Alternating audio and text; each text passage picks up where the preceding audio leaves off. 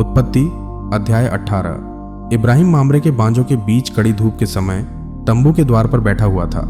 तब यहोवा ने उसे दर्शन दिया और उसने आंख उठाकर दृष्टि की तो क्या देखा कि 3 पुरुष उसके सामने खड़े हैं। जब उसने उन्हें देखा तब वह उनसे भेंट करने के लिए तंबू के द्वार से दौड़ा और भूमि पर गिरकर दंडवत की और कहने लगा, हे प्रभु, यदि मुझ पर तेरी अनुग्रह की दृष्टि है तो मैं विनती करता हूं कि अपने दास के पास से चले न जाना। मैं थोड़ा सा जल लाता हूं और आप अपने पांव धोकर इस वृक्ष के तले विश्राम करें। फिर मैं एक टुकड़ा रोटी ले आऊं और उससे आप अपने जीव को तृप्त करें, तब उसके पश्चात आगे बढ़ें, क्योंकि आप अपने दास के पास इसीलिए पधारे हैं। उन्होंने कहा, जैसा तू कहता है वैसा ही कर। सो इब्राहिम ने तंबू में सारा के पास फुर्ती से जाकर कहा, 3 सा मैदा फुर्ती से गूंद और फुलके बना। फिर इब्राहिम गाय बैल के झुंड में दौड़ा और एक कोमल और अच्छा बछड़ा लेकर अपने सेवक को दिया और उसने फुर्ती से उसको पकाया। तब उसने मक्खन और दूध और वह बछड़ा जो उसने पकवाया था लेकर उनके आगे परोस दिया और आप वृक्ष के तले उनके पास खड़ा रहा और वे खाने लगे। उन्होंने उससे पूछा, तेरी पत्नी सारा कहाँ है? उसने कहा, वह तो तंबू में है। उसने कहा, मैं वसंत ऋतु में निश्चय तेरे पास फिर आऊंगा और तब तेरी पत्नी सारा के एक पुत्र उत्पन्न होगा। और सारा तंबू के द्वार पर जो इब्राहिम के पीछे था सुन रही थी। इब्राहिम और सारा दोनों बहुत बूढ़े थे और सारा का स्त्री धर्म बंद हो गया था। सो सारा मन में हंसकर कहने लगी, मैं तो बूढ़ी हूं और मेरा पति भी बूढ़ा है, तो क्या मुझे यह सुख होगा? तब यहोवा ने इब्राहिम से कहा, सारा यह कहकर क्यों हंसी कि क्या मेरे जो ऐसी बुढ़िया हो गई हूं सचमुच एक पुत्र उत्पन्न होगा? क्या यहोवा के लिए कोई काम कठिन है? नियत समय में अर्थात वसंत ऋतु में मैं तेरे पास फिर आऊंगा और सारा के पुत्र उत्पन्न होगा। तब सारा डर के मारे यह कहकर मुकर गई कि मैं नहीं हंसी। उसने कहा, नहीं, तू हंसी तो थी। फिर वे पुरुष वहां से चलकर सदोम की ओर ताकने लगे और इब्राहिम उन्हें विदा करने के लिए उनके संग संग चला।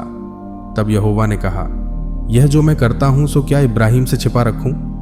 इब्राहिम से तो निश्चय एक बड़ी और सामर्थी जाति उपजेगी और पृथ्वी की सारी जातियां उसके द्वारा आशीष पाएंगी, क्योंकि मैं जानता हूं कि वह अपने पुत्रों और परिवार को जो उसके पीछे रह जाएंगे आज्ञा देगा कि वे यहोवा के मार्ग में अटल बने रहें और धर्म और न्याय करते रहें, इसलिए कि जो कुछ यहोवा ने इब्राहिम के विषय में कहा है उसे पूरा करें। फिर यहोवा ने कहा, सदोम और अमोरा की चिल्लाहट बढ़ गई है और उनका पाप बहुत भारी हो गया है, इसलिए मैं उतर कर देखूंगा कि उसकी जैसी चिल्लाहट मेरे कान तक पहुंची है। उन्होंने ठीक वैसा ही काम किया है कि नहीं, और न किया हो तो मैं उसे जान लूंगा। सो वे पुरुष वहां से मुड़ के सदोम की ओर जाने लगे, पर इब्राहिम यहोवा के आगे खड़ा रह गया। तब इब्राहिम उसके समीप जाकर कहने लगा, क्या सचमुच दुष्ट के संग धर्मी को भी नाश करेगा? कदाचित उस नगर में 50 धर्मी हों, तो क्या तू सचमुच उस स्थान को नाश करेगा और उन 50 धर्मियों के कारण जो उसमें हो न छोड़ेगा? इस प्रकार का काम करना तुझसे दूर रहे कि दुष्ट के संग धर्मी को भी मार डाले और धर्मी और दुष्ट दोनों की एक ही दशा हो, यह तुझसे दूर रहे। क्या सारी पृथ्वी का न्याय न करे? यहोवा ने कहा, यदि मुझे सदोम में 50 धर्मी मिले तो उनके कारण उस सारे स्थान को छोड़ूंगा।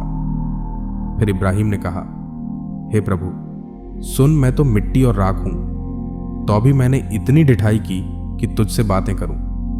कदाचित उन 50 धर्मियों में 5 घट जाएं, तो क्या तू 5 ही के घटने के कारण उस सारे नगर का नाश करेगा?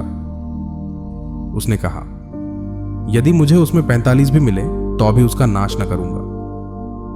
फिर उसने उससे यह भी कहा, कदाचित वहां 40 मिले। उसने कहा, तो मैं 40 के कारण भी ऐसा न करूंगा। फिर उसने कहा, हे प्रभु, क्रोध न कर, तो मैं कुछ और कहूं, कदाचित वहां 30 मिले। उसने कहा, यदि मुझे वहां 30 भी मिले तो अभी ऐसा ना करूंगा। फिर उसने कहा, हे प्रभु, सुन, मैंने इतनी ढिठाई तो की है कि तुझसे बातें करूं, कदाचित उसमें 20 मिले। उसने कहा, मैं 20 के कारण भी उसका नाश न करूंगा। फिर उसने कहा, हे प्रभु, क्रोध न कर, मैं एक ही बार और कहूंगा, कदाचित उसमें 10 मिले। उसने कहा, तो मैं 10 के कारण भी उसका नाश न करूंगा। जब यहोवा इब्राहिम से बातें कर चुका तब चला गया और इब्राहिम अपने घर को लौट गया